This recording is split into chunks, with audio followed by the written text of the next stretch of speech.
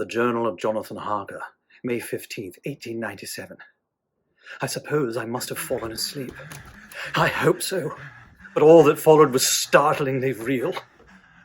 The legal business which had brought me here from London concluded. Still, I remained confined at Count Dracula's Transylvanian castle.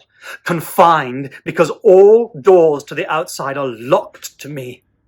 The walls high, a steep drop to the courtyard below, and the howls of the wolves beyond bind me to this place.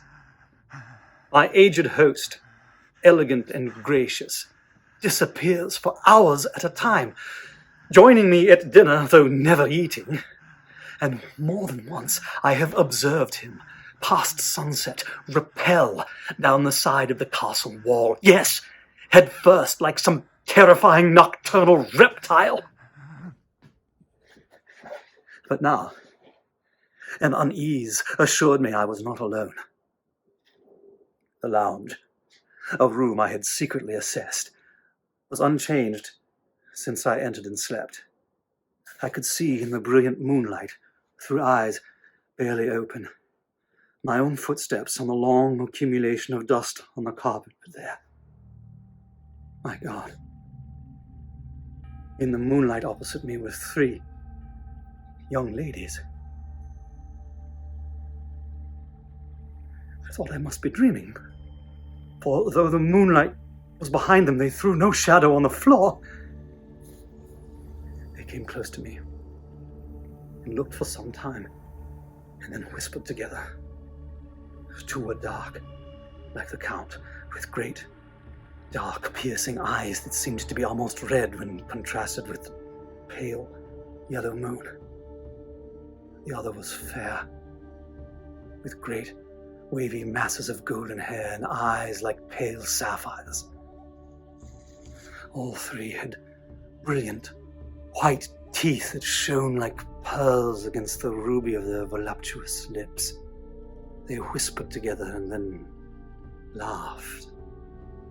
Such a silvery, musical laugh, but hard, as though it never came through human lips. The fair girl shook her head coquettishly, and the other 2 urged her on. Go on, we shall follow. He's handsome and strong. There are kisses for all. I lay quiet, looking out under my eyelashes in agony and anticipation. The fair one advanced and bent over me till I could feel the movement of her breath upon me. Sweet it was in one sense, honey sweet, and sent the same tingling through the nerves of her voice, but with a bitter underlying the sweet, as one smells in blood. I was afraid to raise my eyelids, but saw, perfectly under the lashes, the young woman went to her knees and bent over me, gloating. There was a deliberate voluptuousness which was both thrilling and repulsive. And as she arched her neck, she actually licked her lips like an animal, till I could see in the moonlight the moisture shining on the scarlet lips and on the red tongue as it lapped the white, sharp teeth. Lower and lower went her head as the lips went round the range of my mouth and chin, and seemed about to fasten on my throat. Nearer, nearer. I could feel the soft, shivery touch of the lips on the supersensitive skin of my throat, and the 2 hard dents of sharp teeth just touching and pausing there. I closed my eyes in ecstasy and waited with a beating heart. But at that instant, another sensation swept through me as quick as lightning. I was conscious of the presence of Dracula. My eyes opened involuntarily. I saw the Count's strong hand grasp the slender neck of the fair woman, and with a giant's power draw it back. Never did I imagine such wrath and fury. His face was deathly pale, His eyes were positively blazing. The red light in them was lurid, as if the flames of hellfire blazed behind them.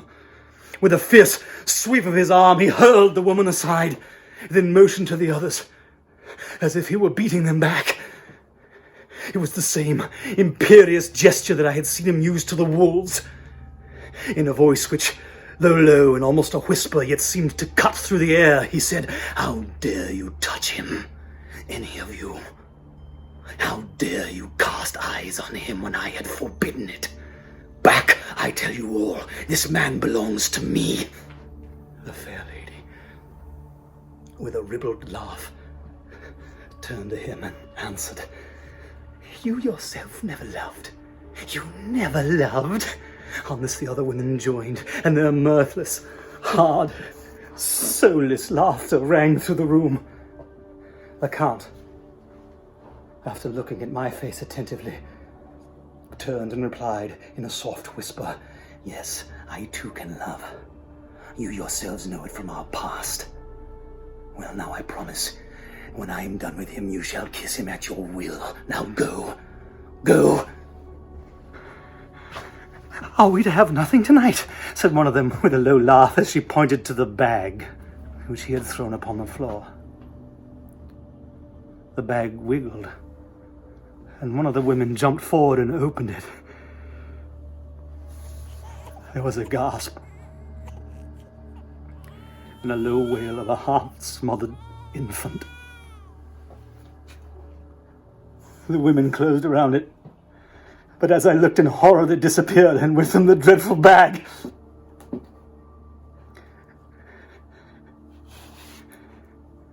There was no door near them, and they could not have passed me without my noticing. They seemed simply to fade into the rays of the moonlight and pass out through the window. For I could see outside their dim, shadowy forms, and for a moment before they entirely faded away. Turning, I saw the Count, too, had disappeared. What had transpired? Suddenly I heard a sound in the courtyard below. The agonized sound of a woman. I rushed to the window and, throwing it open, peered out between the bars. There indeed was a townswoman holding her hands over her heart, as one distressed. When she saw my face, she shouted up in a voice laden with menace, "Monster, give me my child!" She threw herself on her knee and, raising up her hands, cried these same words in tones which wrung my heart. Somewhere high overhead, probably from the tower, I heard the voice of the Count calling strange words in his harsh, metallic whisper. He seemed to be answered from far and wide by the howling of wolves. Before many minutes had passed, a pack of them poured, like a pent-up dam when liberated, through the wide entrance into the courtyard.